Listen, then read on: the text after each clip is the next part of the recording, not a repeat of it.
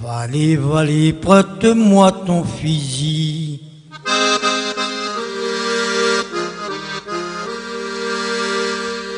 Valé, valé, prête-moi ton fusil.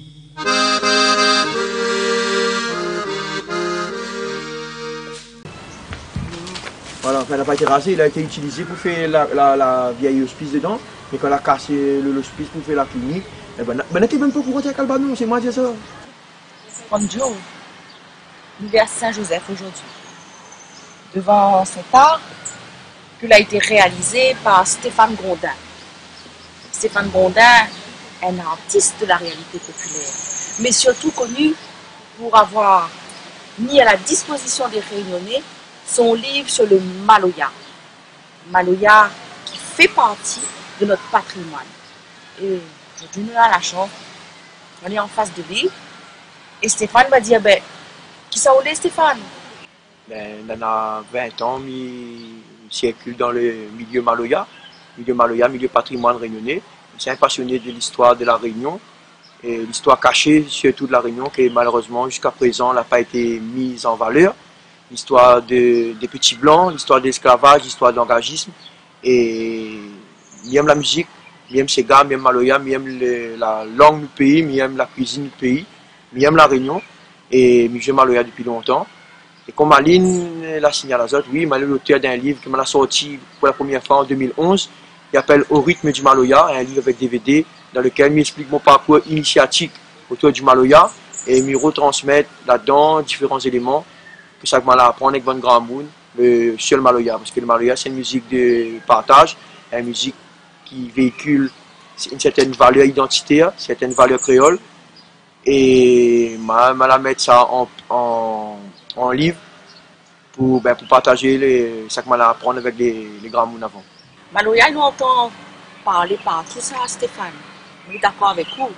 Mais comment faire pour que justement on ait une meilleure diffusion de l'histoire du Maloya? Et que surtout le Mahama il lève derrière nous là.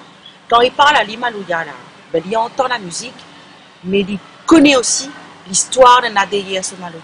Ben, pour diffuser le Maloya au plus grand nombre, pour diffuser les informations sur son histoire, sur les valeurs qu'il véhicule, pour moi, il faut créer la maison du Maloya. La maison du Maloya, c'est un élément incontournable pour mettre en place un socle de la culture créole. Mais comme il parle Maloya, oui, mais il parle aussi le Sega, aussi, il ne faut pas nous oublier non plus, parce que le Sega et Maloya, c'est la même musique. À cause d'un, il joue avec un instrument mélodique, l'autre, il joue avec les percussions, mais à l'origine, c'est la même musique. Il y a des évolutions. Le Sega a évolué dans la ville, le Maloya a évolué dans les champs.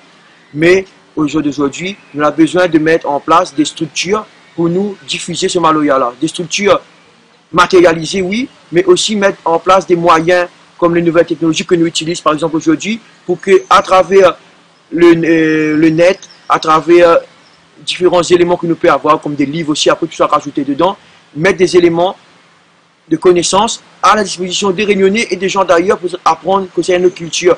Des éléments qui sont en français, en créole, en anglais, quelle que soit la langue que nous va utiliser, c'est de mettre en avant ce Maloya-là. Comment diffuser le Maloya? L'histoire du Maloya, déjà, c'est ça. C'est de créer la maison du Maloya et de mettre en place les outils adéquats pour la diffusion du Maloya au plus grand nombre.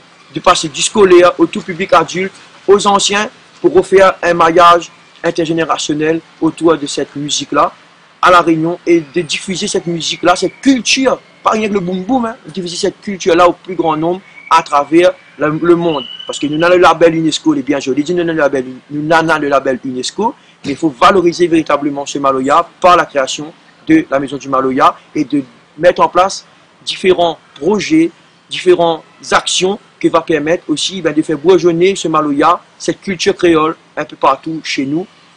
Et ça, c'est dans un autre épisode. Stéphane, mais que ça, il faudrait faire justement pour avoir un meilleur accès à la connaissance, à l'histoire de notre pays.